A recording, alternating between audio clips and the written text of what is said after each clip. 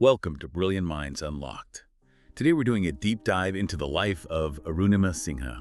It's a story that really uses the physical world, these huge mountains, as a way to talk about human resilience. Our sources focus on her journey, from being a national athlete to climbing Everest.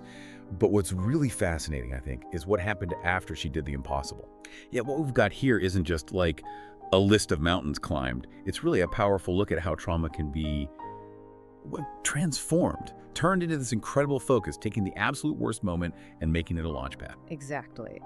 And our mission for you, the listener, is to get past that inspirational headline. We're analyzing the sources to understand the sheer difficulty, mentally and physically, sure, but also, crucially, the societal hurdles, the bureaucracy she faced afterwards. That stuff arguably took even more grit. We're digging into how she didn't just cope with limitations, she sort of redefined them. Okay, let's set the scene then. She was a national level volleyball player. And then one single brutal moment just shattered everything and set her on a totally different path.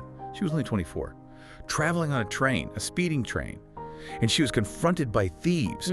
She resisted, tried to fight them off, and they threw her from the moving train. It's just horrible detail. She landed on the track next to it, and then another train came. It ran over her leg. Yeah. Her left leg was crushed. It had to be amputated right away, below the knee. And what's immediately striking when you look at the sources is how fast things shifted.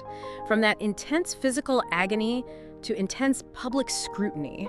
She's in the hospital, literally fighting for her life, and the media story just explodes into this battlefield.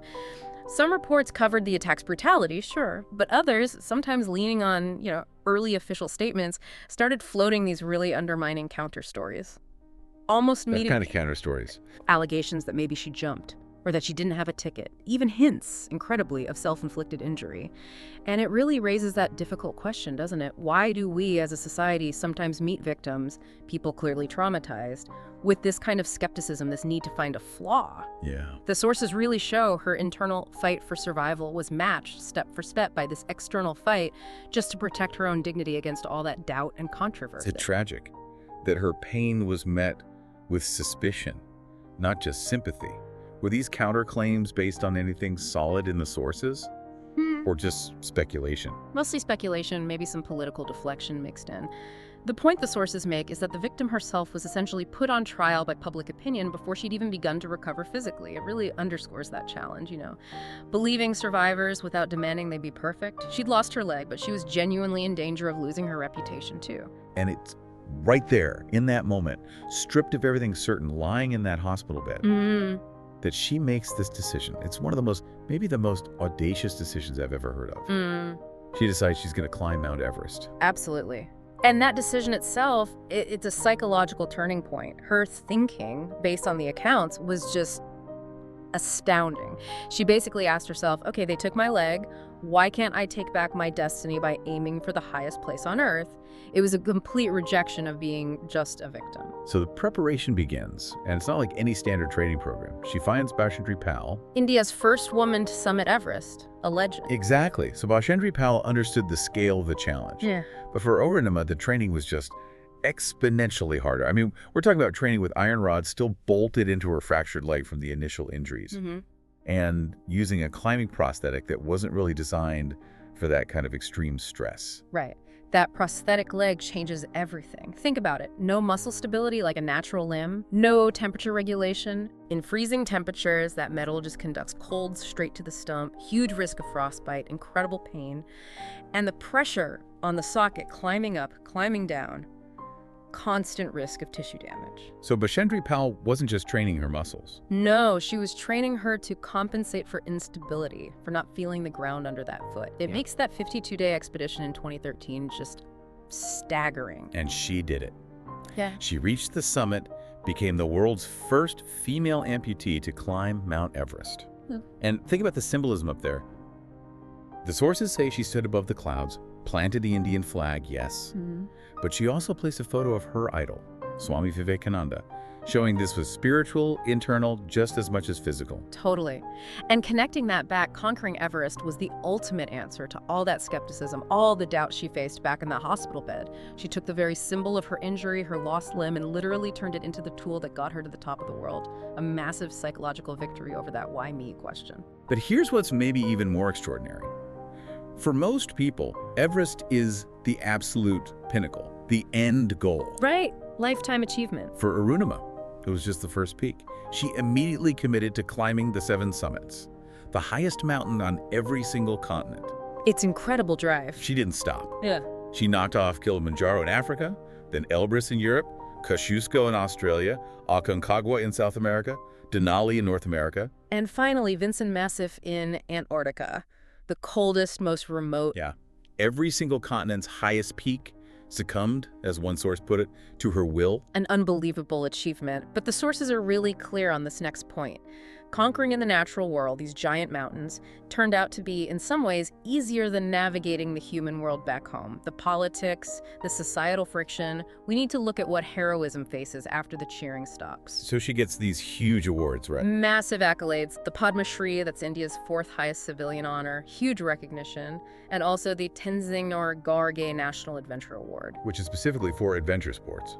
Exactly. The highest award for adventure. So she has top civilian and athletic honors, and yet the fight against institutional barriers just kept going. It didn't stop. So achieving the 7 summits didn't fix the bureaucratic stuff. What kind of friction are we talking about? It's painful stuff detailed in the sources, constant scrutiny. Critics and even some government officials kept questioning her status as a national-level athlete. Not about Everest or the 7 summits, you understand. This was about paperwork. Missing certificates from her volleyball career years earlier. It felt like petty bureaucracy, maybe even politics, trying to undermine her standing. That's absurd. It's a ridiculous paradox, isn't it?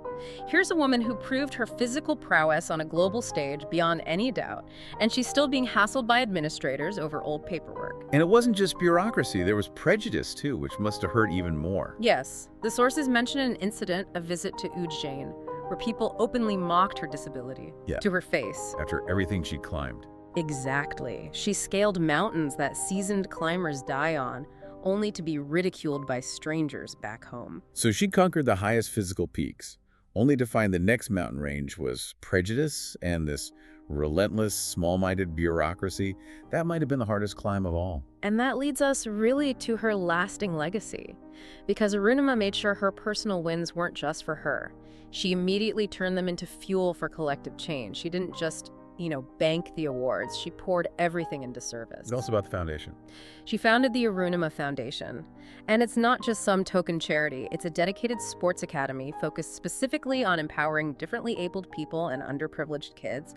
She's building an actual pathway for others who face the kind of physical or economic barriers she did. And critically, she backed it with everything she had. The sources note all the financial aid, the award money. It went straight into funding the foundation. Her success immediately became tangible opportunities for others. Plus, she wrote her book, Born Again on the Mountain, sharing that whole journey, making it a kind of roadmap. Yeah. So if you look back at the whole story, the core theme is this transformation, this repurposing. That prosthetic leg wasn't just something to help her walk. No. It became a tool, a climbing tool, optimized for ascent. Her scars, the trauma, they literally became the foundation for her triumphs. One source uses this beautiful metaphor, like a broken column rebuilt to support a temple.